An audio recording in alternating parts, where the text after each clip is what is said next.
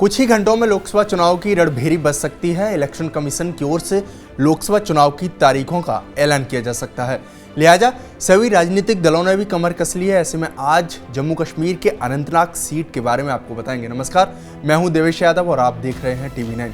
जम्मू कश्मीर में लोकसभा की 5 सीटें हैं, उसी में से एक है अनंतनाग।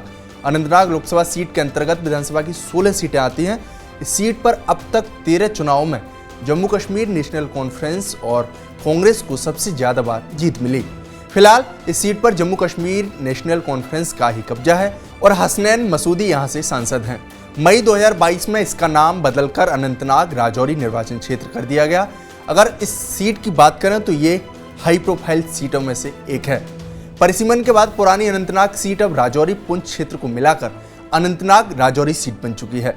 5 सीटों में से ये लोकसभा सीट सबसे हॉट सीट मानी जा रही है। परिसीमन से पहले मुस्लिम बहुल इस सीट पर कांग्रेस हैट्रिक लगा चुकी है, तो नेशनल कॉन्फ्रेंस और पीडीपी भी यहां से कई बार जीत का स्वाद चख चुकी है। जम्मू कश्मीर की अनंतनाग लोकसभा सीट 1967 में अस्तित्व में आई।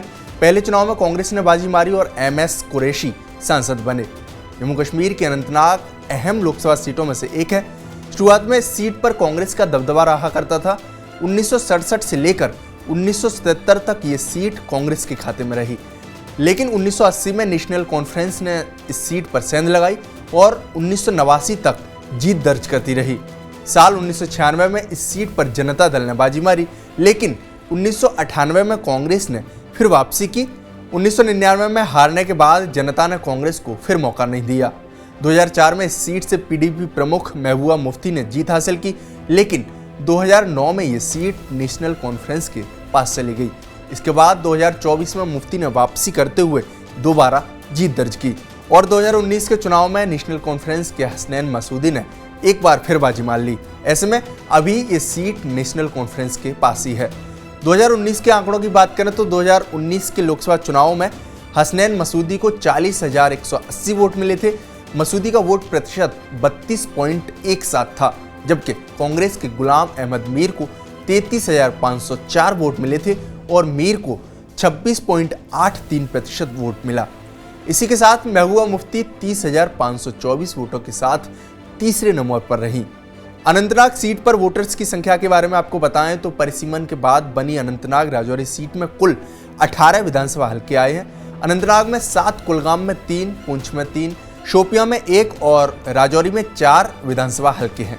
इसके साथ ही अनंतनाग में मतदाताओं की संख्या 6,66,390, कुलगाम में 3,23,813, पुंछ में 3,47,630, शोपियां में 1,06,884, जबकि राजौरी में 3,88,874 मतदाता हैं।